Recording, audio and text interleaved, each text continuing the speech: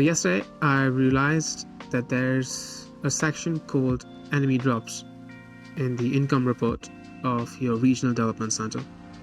And I don't know if it's just me or if Enfield hasn't done a very good job of explaining what enemy drops are in terms of your stockpiles. Alright, so a bit of context.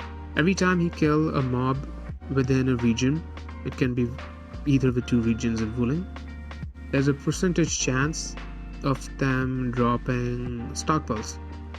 And as we all know, ruling currently has a major problem, and that is to do with the level limit of your outpost. If you have worked through the main story quest and have traded with your Sky King flat construction site decently often, you should have a level 2 outpost, which is the current limit. And the issue with this is at level 2, your outpost will only generate 16,770 stockpiles per hour. And this is an issue, right?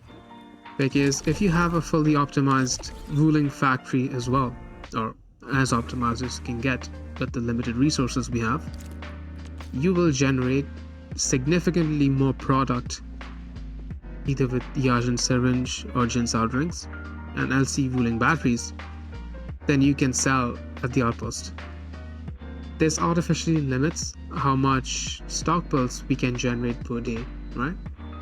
So the logical conclusion is the more ways we have of generating stockpiles, the better, right? And I believe enemy drops is one of the most underrated ways of generating ruling stockpiles.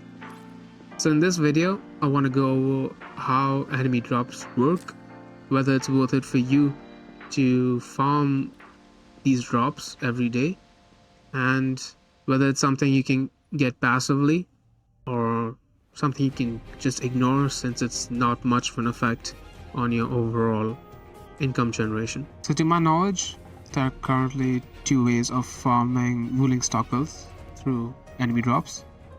The first is to go around the entire map killing random mobs, and that is exactly what I did for 30 minutes. Now there are techniques to make this run more efficient. There is a tool on Escape Port, which is the official Enfield interactive map. You can use this map to find clusters of enemies to make farming a lot more easier. I went around the map for around 30 minutes trying to path my ways to different enemies and killing them as fast as possible. These are my results.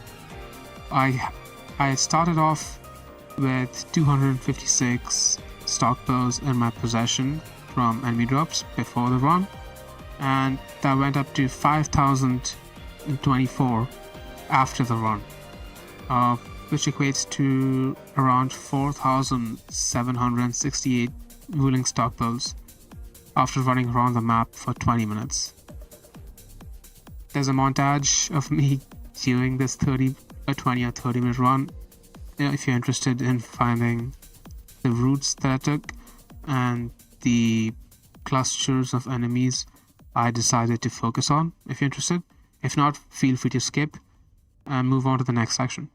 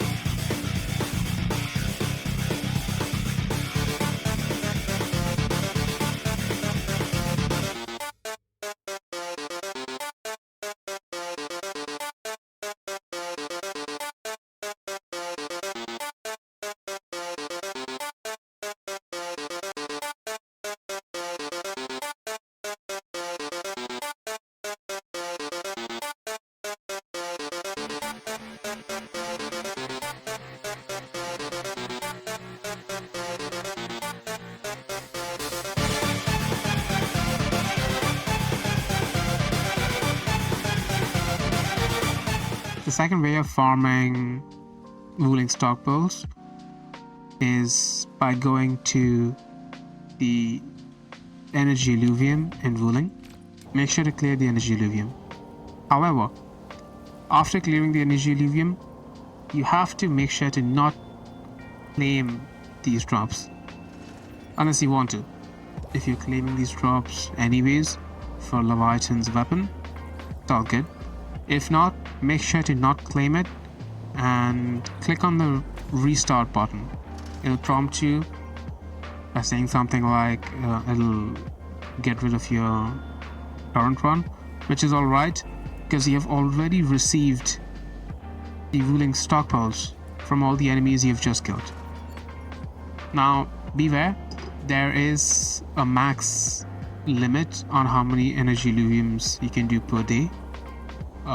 That limit is 8. So using this method, you can generate, or from what I've generated, is around 2,176 stock pearls from across 4 runs. So I did not go through all 8 runs, I only did 4. So if I did 8 runs, I would generate somewhere in the neighborhood of 4,300 stock pearls from 8 runs. Yeah. There's also a montage of me doing that if you are interested, but feel free to skip to the next section.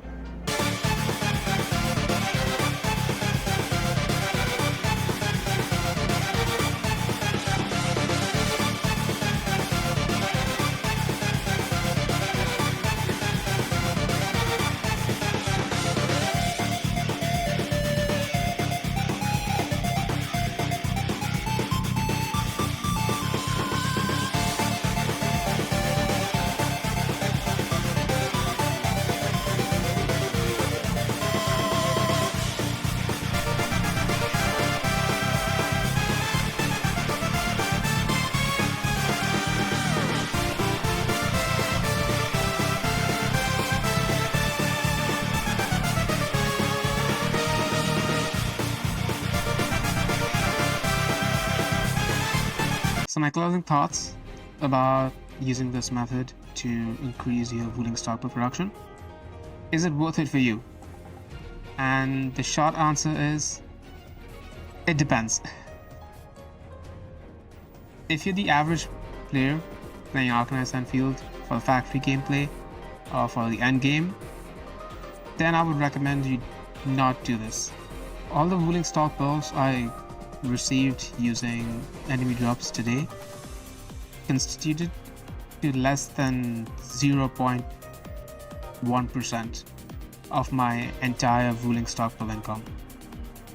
Now granted, I did only do about half of what was available. 8 runs in the energy alluvium, I only did 4, and I'd estimate I killed about half the mobs in wooling. Now mobs do respawn quite often. Feel free to kill mobs every 2 hours, every 3 hours, every half an hour whenever they respawn. That will increase your wooling stock pearl. However, if you're the average player, you'd probably just go around once a day killing them, and that will give you somewhere in the neighborhood of maybe 8,000 wooling stock pearls. And if you did 8 runs of the energy alluvium mob farm as well, on average maybe 12 to probably 13,000 wooling stock pearls per day. Now if you are a giga enthusiastic player who wants to maximize wooling stock pearl generation, this is definitely one of the methods you have at your disposal. Whether you decide to use this method to farm wooling stock pearls or not is up to you, and each player should use their own discretion and time to decide what's correct for them. I was just here to present the information that I thought was relevant and not widely discussed in the community. And yeah, thank you so much for watching. If you like the video, like and subscribe, and I'll see you guys next time.